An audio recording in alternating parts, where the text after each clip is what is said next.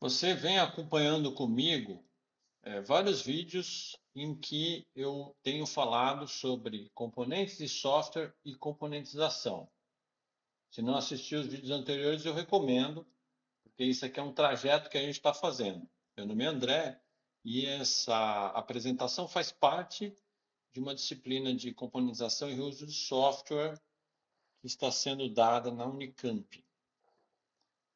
Nesse vídeo, a gente vai aprofundar um pouco, não muito, um tópico que a gente já começou a explorar gradativamente e a gente vai falar sobre componentes e aprendizagem de máquina e falar um pouco sobre esse assunto e por que ele é importante. Ele é importante porque cada vez mais a aprendizagem de máquina tem ganhado espaço na computação e tem havido um movimento de como é que a gente trabalha na engenharia disso, para poder usar isso, por exemplo, no chão de fábrica, no hospital, por exemplo, se a gente vai falando de saúde, mas nas empresas, etc.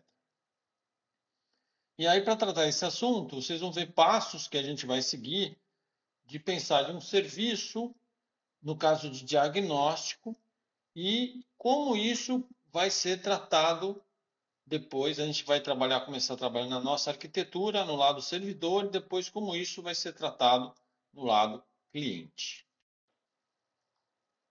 Como a gente estava falando no vídeo anterior, o nosso desafio era trabalhar com a medicina de precisão, né? E a gente falou um pouco sobre essa arquitetura que a gente vai, de referência, que a gente vai trabalhar.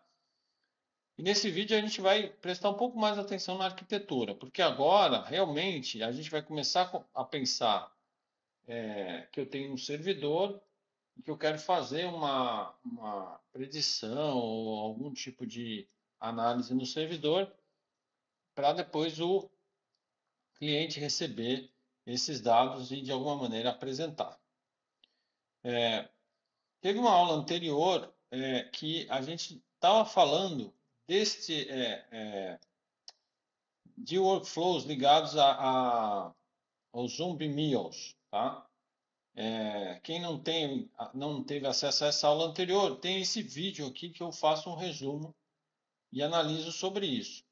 E nessa aula, os workflows dessa aula estão aqui, né? Então a gente viu workflows para fazer recomendação, não é?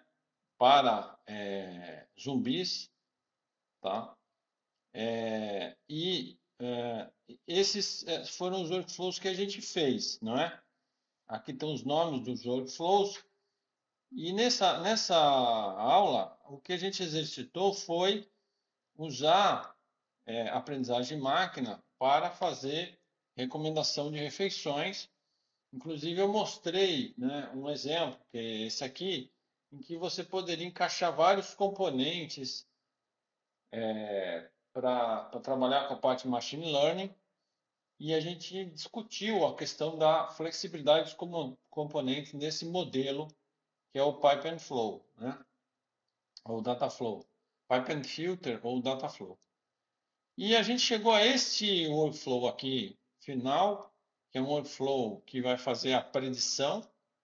E eu só estou mostrando ele, mas não vou entrar em detalhes, que você pode ver no outro vídeo. Só que eu estou falando isso para conectar, porque a gente vai partir desse ponto para é, para poder discutir um pouco o tema dessa aula que envolve componentes e aprendizagem de máquina. Então, eu vou dar uma visão geral sobre aprendizagem de máquina supervisionada, tá? E eu vou mostrar isso porque esse tipo de aprendizagem de máquina na minha visão pessoal, é o que está mais ligado ao uso de aprendizagem de máquina ali na linha de frente, no chão de fábrica, tá? Apesar de que o não supervisionado também poderia. Então, como é que funciona a aprendizagem de máquina supervisionada? Ela é um tipo de aprendizagem de máquina que prevê que eu quero treinar a máquina para fazer alguma tarefa em que a gente já sabe como fazer aquela tarefa, a gente quer treinar a máquina para depois ela automatizar esse processo. Um exemplo disso pode ser, eu sei como é que diagnostica câncer. Tá. Mas eu quero treinar uma máquina para fazer isso no meu lugar. Então eu vou fazer um treinamento em que eu tenho o que chama dados rotulados, onde eu digo nesses dados, né? Eu mostro um conjunto de dados uma amostra ou sobre, né? E aí eu digo assim, esse aqui é câncer. Aí dou dados sobre outra amostra. Esse aqui não é. Outra amostra é câncer. Outra amostra é câncer, mas não é. Então a máquina vai aprendendo, né, esse padrão. A gente chama de supervisionado porque na fase de treinamento a gente mostra para a máquina tanto os dados quanto a resposta, para ela ir aprendendo, tá? E aí depois a gente vai deixar ela por conta dela para pegar o conjunto de dados que ela não sabe a resposta e ela vai tentar predizer, tá? Então, esse aqui é um fluxo geral sobre como funciona isso, e vocês vão perceber no vídeo de hoje que eu quero chamar a atenção que essa visão geral de como uma aprendizagem de máquina supervisionada funciona, ela acaba afetando o que a gente vai discutir aqui, que é modelos de componentes e até uma área que a gente chama de MLOps, né? Que é como está se pensando em sistematizar essa questão de aprendizagem de máquina nas empresas, no chão de fábrica. Tá? Então, basicamente, você imagina que eu tenho um conjunto de dados e a gente diz que esse conjunto de dados ele é anotado. Né? Anotado significa, por exemplo, se eu quero treinar a máquina para diagnosticar câncer, eu vou ter lá os dados com os rótulos, né, dizendo se aquela amostra é câncer, aquela não é. Então, isso significa dados rotulados. Tá? E aí, como é que funciona o processo? Eu vou ter esse conjunto de dados, eu vou ter que, geralmente, quer dizer, usualmente eles vão ser anotados manualmente por um especialista, por exemplo, né? E aí eu vou dividir esses dados em dois grupos, um que se chama treinamento, o outro validação, e vai ter um modelo de aprendizagem de máquina. O que é o modelo? É a forma como a máquina registra a aprendizagem dela sobre um certo problema. Esse modelo ele vai ser diferente de acordo com a técnica de aprendizagem de máquina que você usa. Você pode assistir outros vídeos meus onde eu falo mais sobre o modelo. Por exemplo, existe um modelo que se chama árvore de decisão. Então, depois de esse modelo, na medida que a máquina vai aprendendo, ela vai construindo uma árvore, não é? Então, cada técnica vai produzir da sua maneira esse modelo. E esse modelo vai ter nele, vai guardar nele aquilo que a máquina aprendeu sobre aquilo que eu estou treinando ela. Então, na verdade, o que eu vou fazer? Os dados de treinamento e validação, eles vão ser usados para fazer o que a gente chama de treinamento do modelo. Na prática, a máquina recebe dados de treinamento e depois você vai usar um pedaço dos dados que a gente chama de validação para a máquina dizer assim, mas será que eu aprendi esse negócio mesmo? Se ela não aprendeu, ela pode voltar no processo, melhorar o modelo, tá? Pegar os dados de novo e tentar de novo. Então, isso aqui é um processo cíclico, que a máquina tenta aprender, testa, não ficou muito bom. Volta, aí melhora o processo, a aprendizagem. Ficou bom? Ainda não. Volta. Então, esses dados eles ficam nesse ciclo, certo? É muito importante que esse conjunto de dados de treinamento e validação, eles não podem ser usados depois para testar, tá?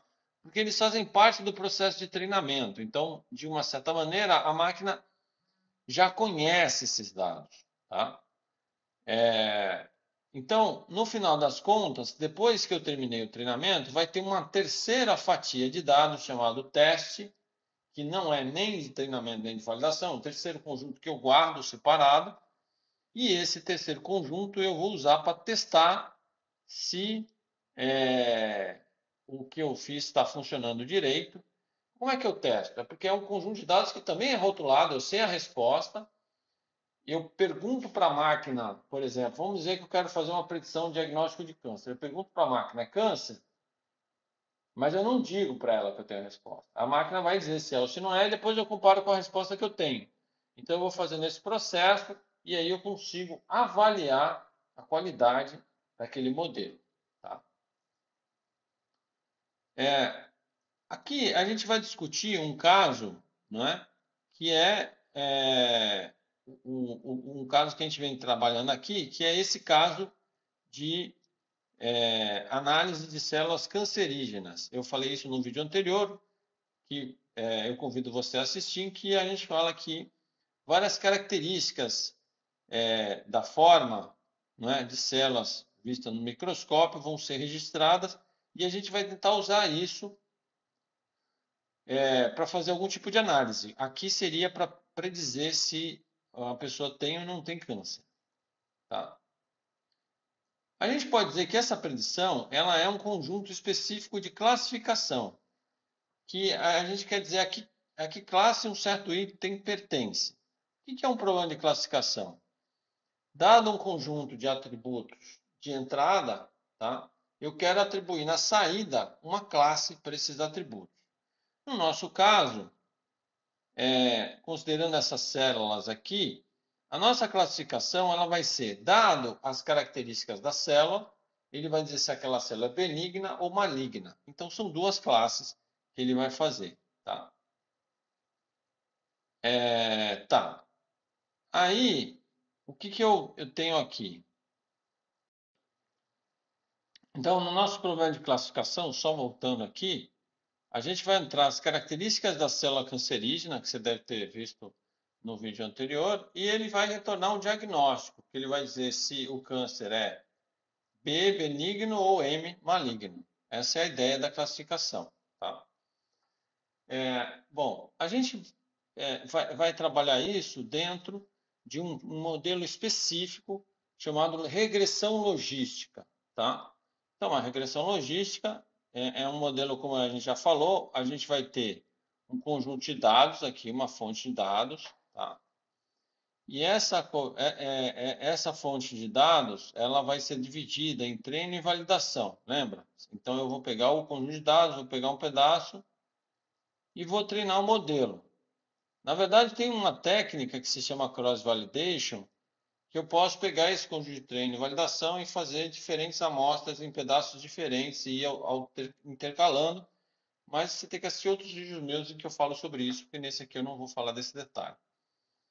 Depois que esse modelo foi treinado, não é? Então ele fica ali, ó. Eu vou pegar um outro conjunto de dados que é diferente daquele original e vou fazer o teste, né? Então isso aqui vai virar um modelo, tá?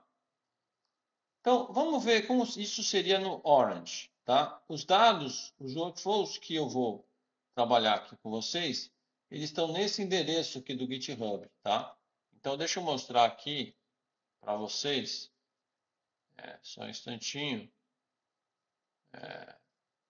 deixa eu mostrar para vocês.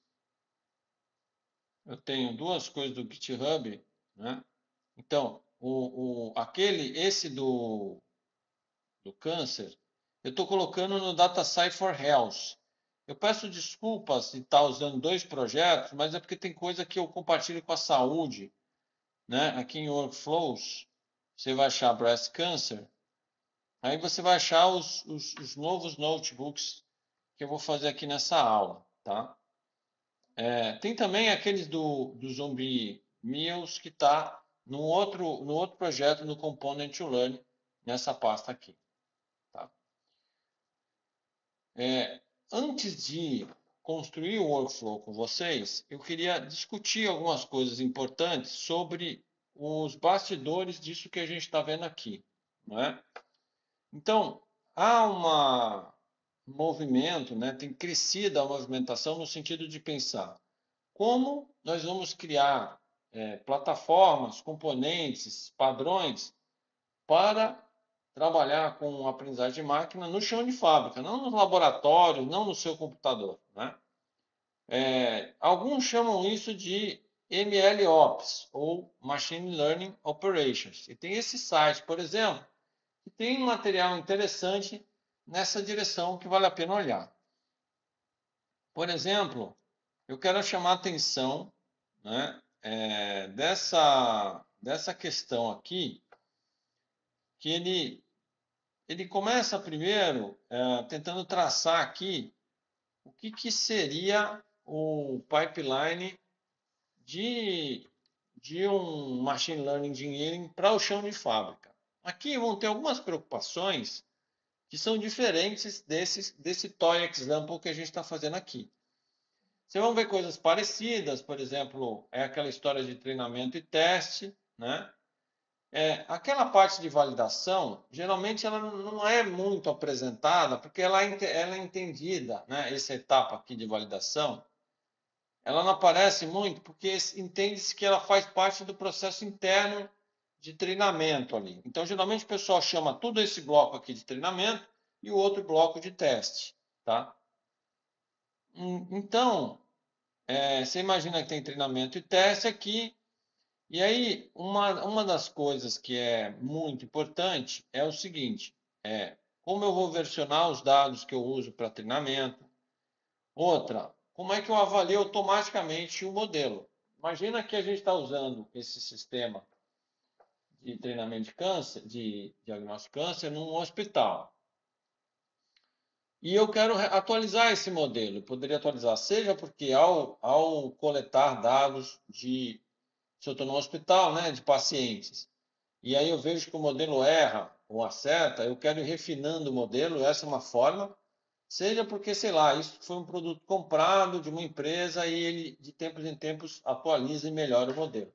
Só que a grande questão é como é que eu avalio automaticamente, porque note que eu estou num sistema todo automático, e que se eu trocar o modelo, será que ele vai funcionar tão bem quanto o anterior?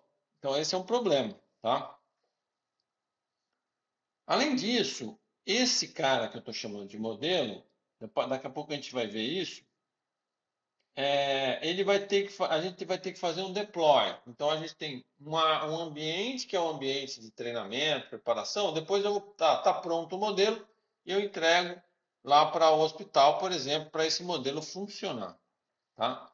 Eu tenho que ficar monitorando o desempenho desse modelo lá na produção também e tenho que ter alguns tipos de mecanismos de controle.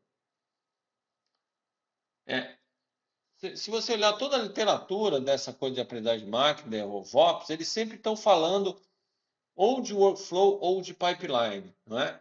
Mostrando que esse padrão que a gente tem estudado até agora, chamado Dataflow, ele tem sido um padrão importante para essa área de aprendizagem de máquina. Então, só para a gente começar a estudar, vamos pegar aqui o nosso primeiro workflow. Então, eu vou trazer aqui o workflow para a gente dar uma analisada, tá? Nas etapas desse workflow, certo? Então, aqui eu estou abrindo o conjunto de dados que a gente já tinha visto, né? Deixa eu ver se eu der Import Options, ele vai mostrar aqui, né? Que são aquele conjunto de dados do Wisconsin sobre breast cancer, né? Então, eu recomendo que você veja um vídeo anterior meu se quiser entender mais esses dados. Mas eu tenho várias colunas retratando os vários aspectos da biópsia que foi feita, das células da biópsia, como raio, textura, perímetro, área. Então, cada uma coluna representa uma característica. E nessa primeira coluna, aqui eu tenho o identificador da biópsia, né, na primeira coluna, e depois o diagnóstico M ou B, maligno ou benigno. Então, esses são os dados originais, certo? Daí, eu tenho esse Target Select, que eu já tinha mostrado, mas aqui ele tem uma importância maior ainda, tá? Nele eu vou selecionar as colunas que vão para diante. Por exemplo, eu tirei a coluna ID porque não me interessa. E, além disso, eu separei a coluna diagnósticos para dizer, olha, o diagnóstico ele é uma coluna que a gente chama de target. Ou seja, quando o sistema for fazer o treinamento, a máquina não pode ver essa coluna, né? Quer dizer, não pode, né? Exato. Você vai usar ela para ir treinando o algoritmo da máquina. Mas quando eu for fazer o teste final, eu vou confrontar com essa coluna. Então, isso é para informar para a máquina. Essa é a coluna que é o meu alvo de treinamento e teste. Tá? É isso que eu faço nessa segunda caixinha. Depois eu tenho aqui um data sampler. O que é o data sampler? Bom, vocês lembram que eu falei que a gente tinha dois conjuntos. Deixa eu voltar aqui, ó. Na verdade, eu falei de três: treinamento, validação e teste. Mas aqui para o Orange, visualmente, treinamento e validação é tudo parte do mesmo bloco. Então ele não separa. Você imagina que internamente no sistema de treinamento está lá. Então ele tem que separar esse bloco da esquerda, que eu vou chamar de treinamento, que é o treinamento e a validação, e esse bloco de dados da direita, que é o bloco de testes, tá certo? Então tem um componente que eu posso usar, que é esse data sampler, que ele faz exatamente isso, tá? Ele vai dividir para mim o conjunto, né? E aqui tem várias opções que eu posso dizer. Eu posso dizer as proporções do conjunto de dados total. Quanto eu divido para validação, quanto eu divido para teste, tá? Aí depois é o seguinte, olha, replicável é porque eu quero que ele divida sempre do mesmo jeito, tá? E cross-validation é uma técnica, eu não vou explicar aqui, para fazer essa seleção e entregar para o resto. Então, o data sampler ele vai pegar os dados, vai pegar uma parte, vai ser usada para treinamento, a outra parte para teste. Né? E os dados de validação? Na verdade, você não precisa fazer isso explicitamente. O algoritmo aqui interno, por exemplo, de regressão logística, ele vai pegar os dados que ele recebe, internamente ele divide treinamento e validação e vai fazendo o processo. Então, isso não fica visível aqui, mas ele está aí. Tá? O que eu faço aqui? Aqui eu tenho que tomar cuidado, porque quando eu conecto, tem duas saídas aqui. Então, ele precisa saber qual delas, né? Então, se eu der um duplo clique, eu já mostrei para vocês isso uma vez. Eu estou dizendo que eu quero pegar o conjunto de dados que foi selecionado para treinamento e teste, que é o sample, e vai ser entrada de dados para a regressão logística. Tá? No de baixo, eu vou clicar aqui no de baixo, tá?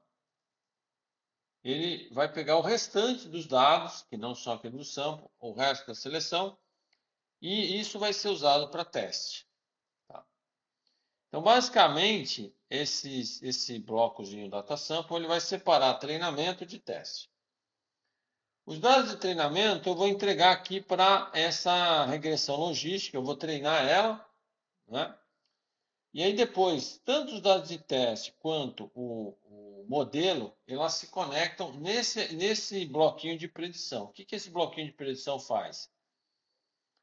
Ele vai pegar a partir dos dados de entrada, vai pegar o primeiro indivíduo, vai entregar para o modelo, vai dizer, faça uma predição do tipo do diagnóstico. Aí o modelo faz, aí ele diz se acertou ou errou. Aí pega o segundo, terceiro e assim por diante.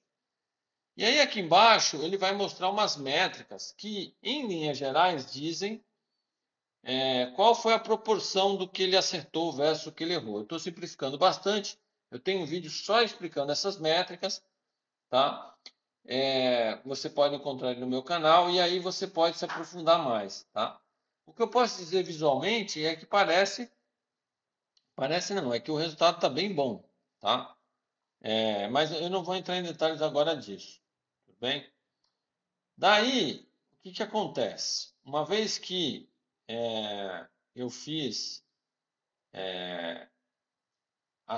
outra coisa que eu não mostrei na predição. Ele mostra aqui no canto, tá? Quais foram os que ele errou e os que ele acertou, tá vendo? Você tem uma coluna que mostra o que ele predisse, tá? E outra coluna que mostra qual é o diagnóstico de fato. Então, por exemplo, aqui, maligno, maligno, quer dizer que ele acertou, tá? Maligno, maligno. Agora daqui tem benigno, maligno, tá vendo?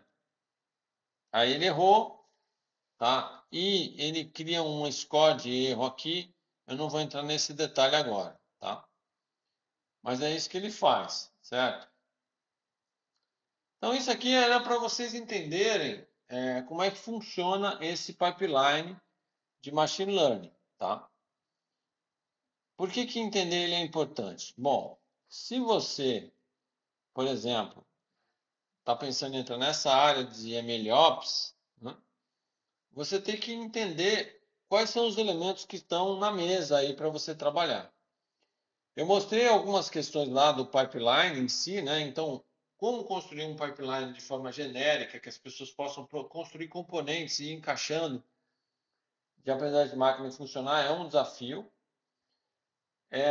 Depois, se você olhar aqui, ele também faz uma coisa importante na parte de operação, que é dividir em dois grupos. O grupo o momento que você está treinando o modelo, que ele está chamando aqui de desenvolvimento. Então você treina o modelo e testa ele, testa. Aí depois existe um momento que ele chama de deployment. Deployment seria você despachar isso, você entregar esse componente no destino, que é o ambiente de produção. O ambiente de produção, ele vai ter um modelo ali agora pronto, que vai ficar só trabalhando nas predições. Eu já tinha testado ele, já vi que ele estava ok. Ele vai ficar sendo testado nas predições e vai ficar funcionando. Então, vocês estão vendo que essa galera, eles tentam meio que padronizar esses processos para que a gente possa ter várias vantagens, tá? E vocês vão perceber isso mais ainda nesse segundo modelo aqui. Bom, uma das coisas que eu fiz é que eu dividi aqui, inspirado naquela proposta do MLOps, eu dividi em dois ambientes, aqui nesse meu workflow. Então, é aquele mesmo de predição, é o mesmo workflow, só que agora eu acrescentei algumas coisas. Primeiro, logo que eu termino a regressão logística, eu falo para ele gravar o modelo no disco. Eu posso pegar o modelo, um modelo desse machine learning é um conjunto de dados. Então eu posso pegar esse modelo e gravar no disco. Inclusive aqui tem o nome do arquivo, tá vendo? Tá? Tem essa extensão aqui, que é uma extensão, não vou entrar em detalhes. E aí, se eu quiser, por exemplo, gravei o modelo e eu quiser depois testar ele, o que eu posso fazer é salvar separado. Olha, eu coloquei errado. Olha, aqui tinha que ser remaining. Tá com bug esse programa, a gente vai ter que testar ele de novo todo. Tá. Então, aqui eu vou gravar o restante seria para teste. Deixa eu ver se o anterior estava errado também. Não, o anterior estava certo. O restante eu vou gravar. Por quê? Porque eu estou imaginando que existe um ambiente onde eu treino, tá? E um ambiente de produção. Na verdade, como eu não tenho um cenário de produção aqui, eu vou imaginar que esse teste do algoritmo é como se fosse a produção. Então, o que eu fiz? Eu gravei esse modelo em disco. E eu vou fazer isso agora, inclusive. Eu clico aqui e grava. Tá? Também vou gravar o sample em disco. Tá aqui, gravado. Então, significa que no meu disco, eu vou abrir aqui para vocês darem uma olhada. Ele vai criar dois arquivos. E esses dois arquivos, eles estão... um deles é o modelo mesmo. Tá? Deixa eu abrir aqui para vocês verem. Aqui está o disco, tá vendo? Então ele gravou, olha, esse aqui é o model, tá? Entre parênteses, model, essa é uma extensão do Python de materialização de dados, enfim. Mas aquilo ali é o modelo, certo? Esse aqui é o modelo. E o teste é o outro arquivo que é o conjunto de dados de teste. Tá? Por que é importante gravar o modelo? Porque depois eu posso imaginar que existe um ambiente de produção que ele já vai ler o modelo pronto, tá ali, ó. Ele lê o modelo pronto, sem precisar, né, ficar toda vez treinando. Ele lê o modelo. E aí, depois que ele lê o modelo, eu posso usar esse modelo para fazer as predições. Eu vou ler os dados de teste que eu tinha gravado e posso fazer a predição. Eu estou fazendo a mesma coisa, só que eu separei. Né? Eu fiz o primeiro bloco, onde eu treino o modelo e eu gravo o modelo e dados para teste, e no ambiente que eu estou chamando de produção, eu vou usar ele para fazer as predições. É claro que eu simplifiquei bastante esse problema, porque o ambiente de produção não deveria ser onde acontece o teste. Na verdade, tudo deveria acontecer ali no desenvolvimento, e quando estivesse pronto, eu posso fazer o deploy. Mas o que eu queria mostrar aqui para vocês é essa possibilidade de, como o modelo é um conjunto de dados, gravar esse modelo para ser usado depois. Tá? Sem precisar ficar retreinando a máquina. Né? Então, eu quero mostrar para vocês agora projetos de sucesso nessa área. Deixa eu ver se não faltou nenhum slide aqui. Não, acho que era isso. Tá. Então, eu queria mostrar como essa coisa de MLOps, de engenharia, ela está influenciando, né, outras esferas. Então, fora esse site que tem lá MLOps e tal, que você já vê uma preocupação, né, de organizar esses conceitos, a gente tem casos de sucesso. Por exemplo, o Hugging Face é um desses casos. O Hugging Face é uma espécie de mega projeto. Eu acho que a melhor forma de ver é entrando nele aqui, né? É uma forma de mega projeto em que é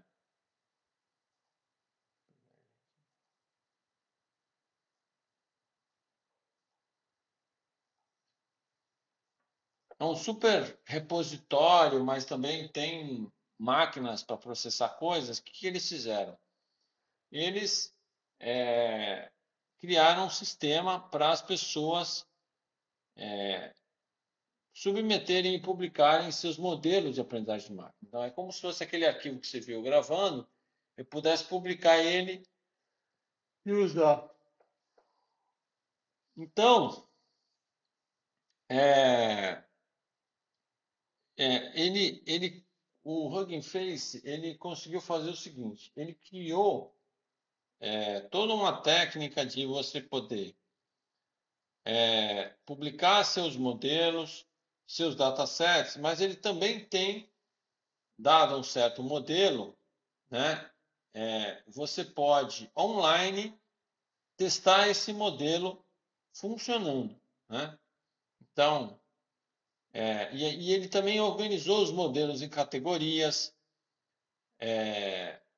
a depender do que você está querendo, das tarefas que você está querendo fazer, tem aplicações, e você pode entrar online aqui no modelo desse aqui, ele vai abrir uma página, tá?